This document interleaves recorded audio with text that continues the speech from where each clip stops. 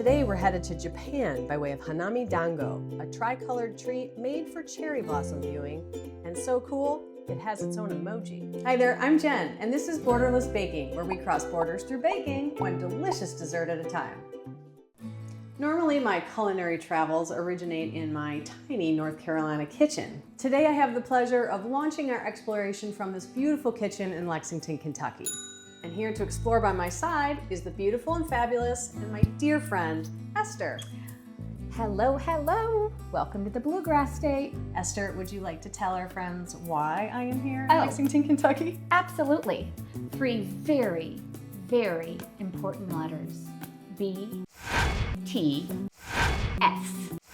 They had a live comeback show on Netflix at 7 o'clock this morning, and she came so we could watch it together because A, that's what good friends do, but that's also what good Army does. We had a little mimosa.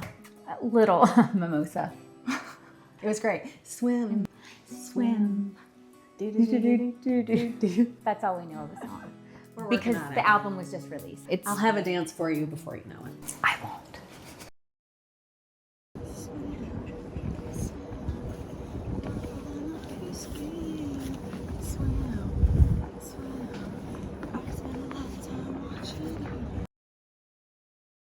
So today's adventure is a traditional sweet called Hanami Dango.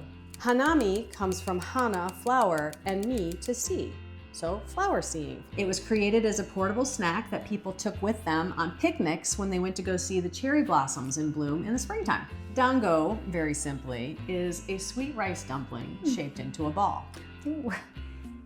And at this point, you may be thinking, Jen, do you do anything other than make balls?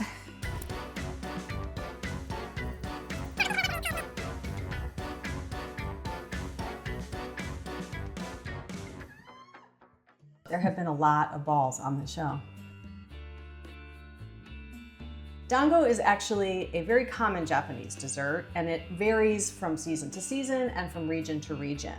So a very common dango that you see all over Japan, apparently, because we've never gone there, is something called mirarashi dango, which is plain dango balls covered with a sweet soy brown sugar glaze. Another popular kind of dango is tsukimi dango, and it's kind of cool. They make a stack of the white plain dango balls, and in the center of it, there's a bright yellow or orange one that's made out of kabocha squash, and that's there to represent the full moon. So you would see that during the mid-harvest festival. I think it'd be kind of cool looking. But it's not a salted duck egg yolk in the middle, right? It's made out of squash. You wound me. I'm sorry. If you know, you know. It'd be better with squash. And though I hesitate to say this, and I should know better, this should be very easy. Those are dangerous words. Yeah, I know. So it's real simple. Really incredibly simple. It's just... That's really not worked out before. But you know, she's in Kentucky. Hope springs eternal. Yeah. Fingers crossed, hands together. Here we go. Are you ready to make some Hanami Dango? I am. If it's okay with you, I'll just kind of direct you and absolutely. let you do all the work. I love it. Okay, so for starters, I got all of our ingredients out here. There's only 4. So like I said, it should be easy. So the first ingredient we're going to use is something called joshinko, which is a Japanese rice flour. This is what it looks like. I got this on Amazon. You can also get it if you have an Asian market near you or a decent international market, you can get it in other places as well. We've got 100 grams of joshinko in this bowl here. What is this? That is the second flour we're going to be using. It is a glutinous rice flour called shiratamako. Same thing here. Oh, yeah. A good Japanese grocery store, good Asian grocery store or international store should carry this, but if in a pinch, you can get it from Amazon. So I've got 100 grams of shiratamako, so I have 100 grams of both, and that is obviously a 1-to-1 combo. There's a million different ways that you can do it. Apparently everybody has their particular preference on how chewy or how not chewy it is, and those are things that you can experiment with based on how much you use of the different flours. So the third ingredient we have is hot water. You have 160 milliliters of boiling water that we'll add a little bit at a time. So we'll pour that out when it's time. Fourth and final ingredient, Esther, we forgot the sugar. I have to have sugar in my desserts. It's a rule. I do too. Only 67 grams of sugar for this particular quantity. It makes the dango a little softer and it gives it a little bit of sweetness.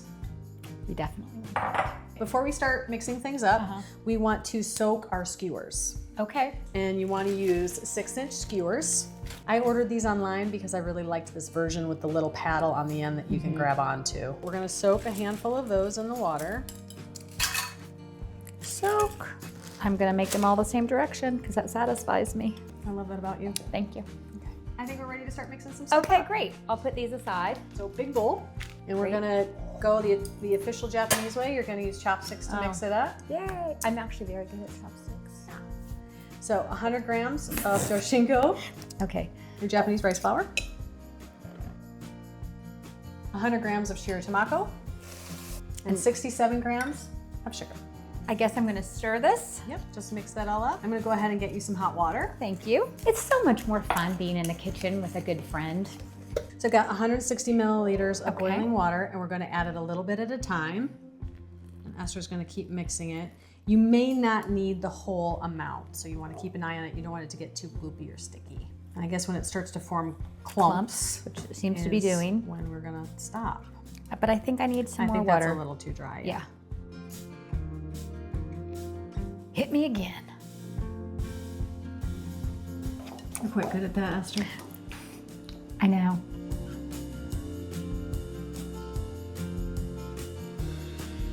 Looks like you might not use all the water, but I think we probably will. That's my gut instincts, you know, because I've made so much of this in my life.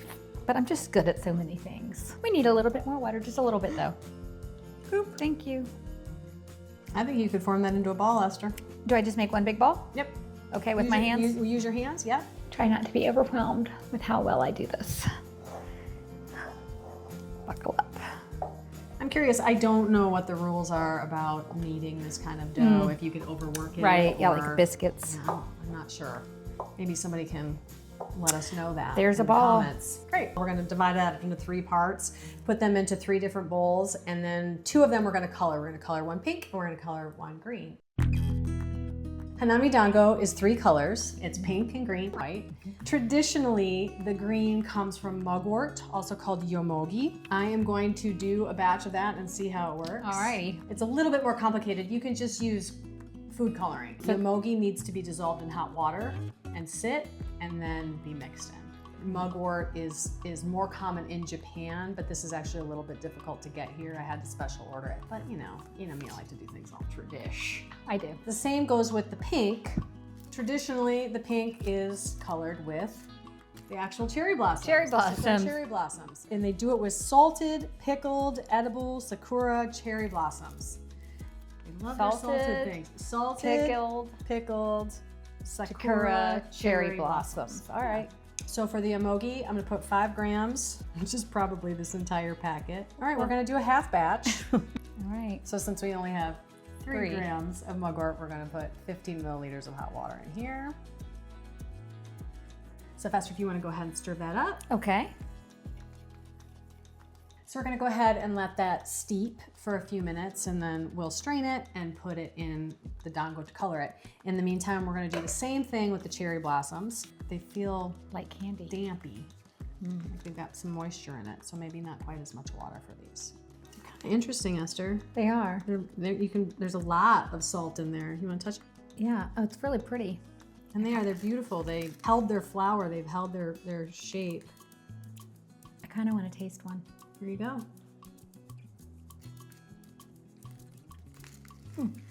Oh, you really need to taste one. Okay, it's really salty. Okay. It's like really salty. Should I try one? Oh. I have to try it. It's like putting your Okay. tongue in a pile of salt. Okay. I mean, it feels like a pile of salt. but it looks like sugar. It's awful. I should have lied and said it was delicious and had you put a big one in your mouth, but hindsight, it's awful. Woo! I guess I don't need to be chintzy since we're not going to be partaking of any. Yeah, we're not going to be snacking on it later as we rewatch the BTS concert. Okay, we'll put some hot water in there. I feel dehydrated after tasting that. Like sucked all the moisture out of my body. That may have been too much water. Come on, turn pink. Now we wait. Now we wait. While our mugwort and cherry blossom steep, let's find out a little bit more about Hanami Dango. In 1598, warlord Toyotomi Hideyoshi hosted a grand party to celebrate and view the blossoming sakura cherry trees. There was court music called gagaku and poetry, and of course, delicious foods delivered from all corners of Japan.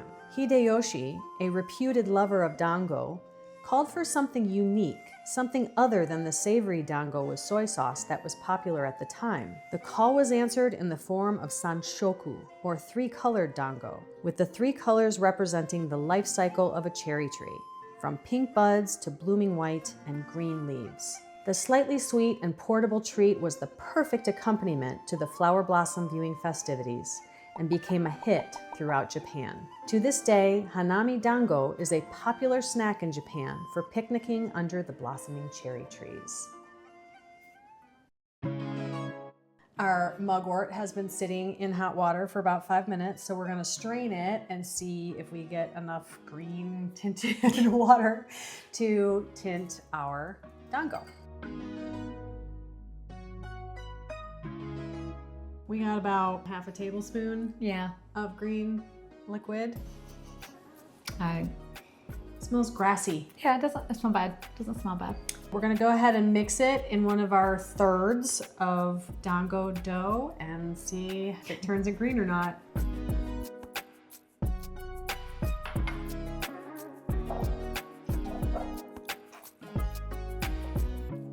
I think we're gonna have to use food coloring. It just made it a little bit of an off-white color. I mean, I guess there can be off-white on cherry blossom trees, but I think we were going for green. We are going to now try it with the pink. Hopefully the cherry blossoms will work. We should probably put less water. So maybe not quite as much water for these. That may have been too much water. It's just a lot of pink wetness. This is not what we're supposed to get. Time for the food coloring. Mugwort was a no-go. No-go. Salted cherry blossoms, no-go. No-go. Not for coloring or snacking. No, but y'all would be so proud of me. I didn't have to go to the store. Woo! I anticipated failure and already bought the powdered food coloring that was recommended for dango. Oh, well done, you. I know, thanks. So we have red and we have green. We're just gonna use toothpicks to pick just a tiny little bit of the powder out and put it in there because a little bit goes a really long way. It's gonna be pink. And you did not need that much of the powder. No, you sure didn't. Look at that. Yeah, lots of color. And your hands are turning pink too. Well, they complement my nails.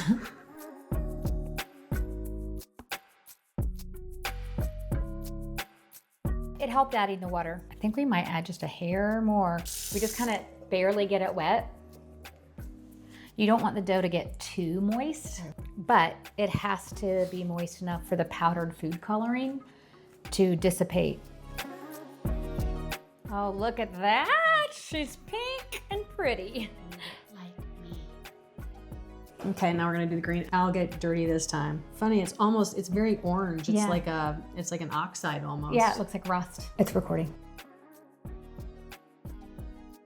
When you hit cancel recorded, the recording video will not be saved.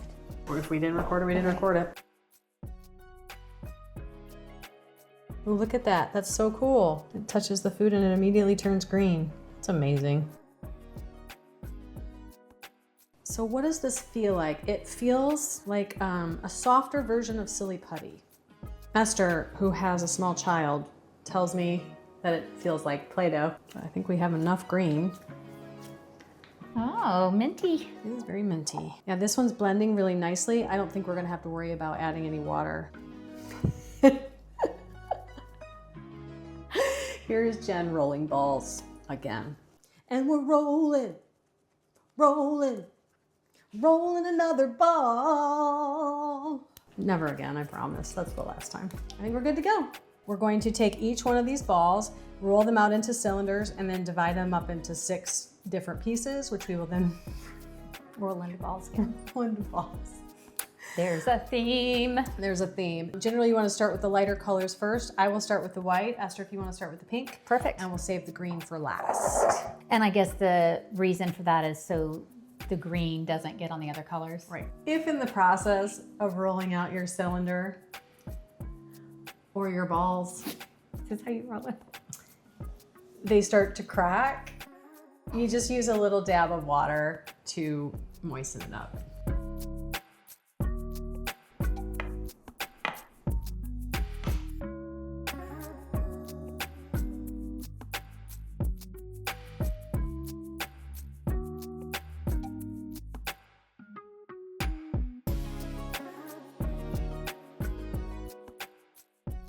Voila. So we have everything we need to finish this up. Hey.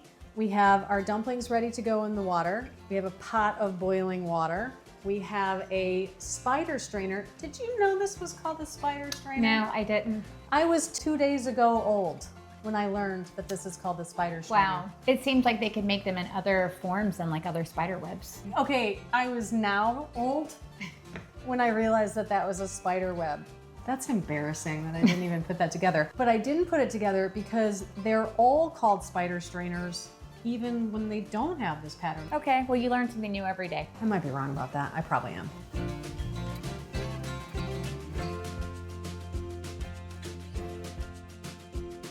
So, boiling water, spider strainer, dumplings. We have a bowl of ice water. The dumplings go in there after they're done cooking. And then we have a plate with a little bit of water on the bottom of it that the dumplings go on after they're done in the ice water so that they don't stick. We're gonna put the dumplings in the hot water. You put them in, they sink to the bottom. You wait until they come to the top. 1 minute after that, you pull them out. So it's roughly 7 or 8 minutes. Then they go in the ice bath. We're gonna start with the white ones. As we talked about before, we don't want the green or the pink one to color the water and ruin our beautiful white dumplings. So we're gonna start with white, okay? It's gonna go great. Okay.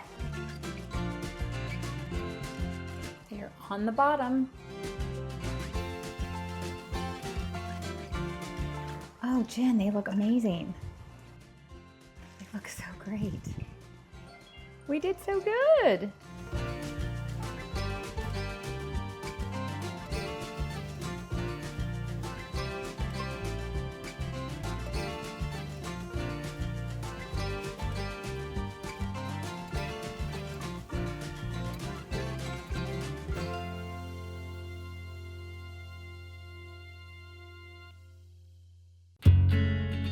Time to assemble. I know, I'm so excited. Pretty self-explanatory, green, white, pink. Okay. Oh, thank you. You're welcome. They're a little sticky. Ooh, they sure are. Green. Look what I did. You did pink first. I'm gonna use some water on my fingers to help it not be so sticky. I'm gonna try again. Green on the bottom. Okay, white and pink. That's right. I did it. I did it. I did it. Did it. Yeah, they look great. Oh, we did that. A day in the kitchen in Kentucky. And then you want to kind of push it up towards the end so that there's no sharp point coming out the end of your. It's awesome. Should we Oh, have a sword fight? yeah. But then we'll stick together.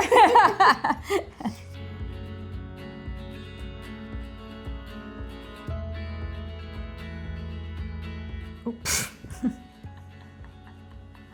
Well, they are glutinous. These are beautiful. I love them. What a fun day.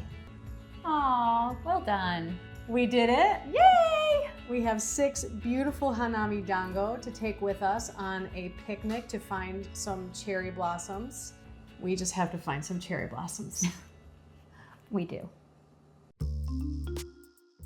I have an idea of where we can eat them under a cherry blossom tree. In Japan even. Look, we can just sit here and taste under the cherry blossoms. Yummy! Isn't this perfect?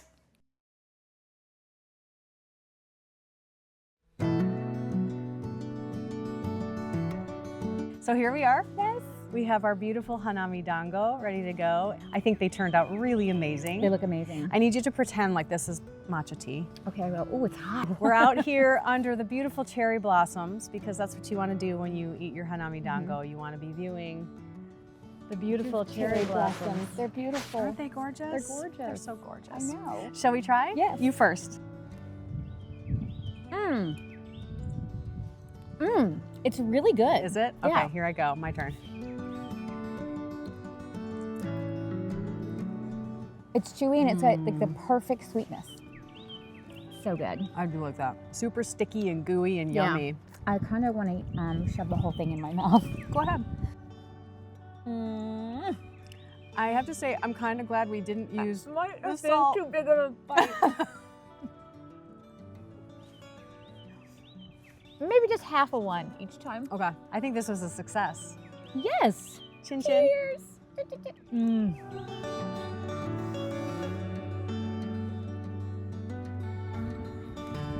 It's a hit. And because we used food coloring, there's no difference in the taste between the pink and the white.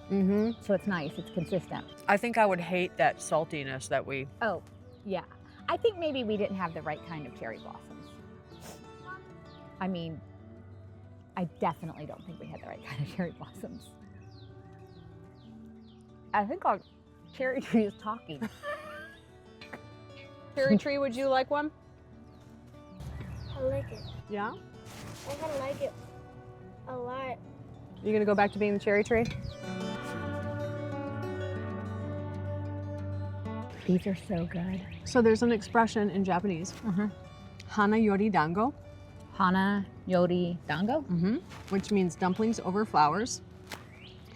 What it's referring to is someone who values practicality and substance over refinement and beauty. That's not me. I'm refinement and beauty. And Can't you tell? practicality and substance. Well, we're very good friends. You're my yin. You're my other one. These are so good, but they're very sticky. I know, but they're so good. I mean, these are so good. I'm literally like eating it like corn on the cob. I'm like getting every last piece off the skewer. Thank you so much for doing this with me, Esther. This is a blast. And it was fun. You're We'll have welcome. to do it again? Yeah, absolutely. I loved it. I hope you've enjoyed this culinary trip to Japan and Kentucky as much as I have. We'll see you next time.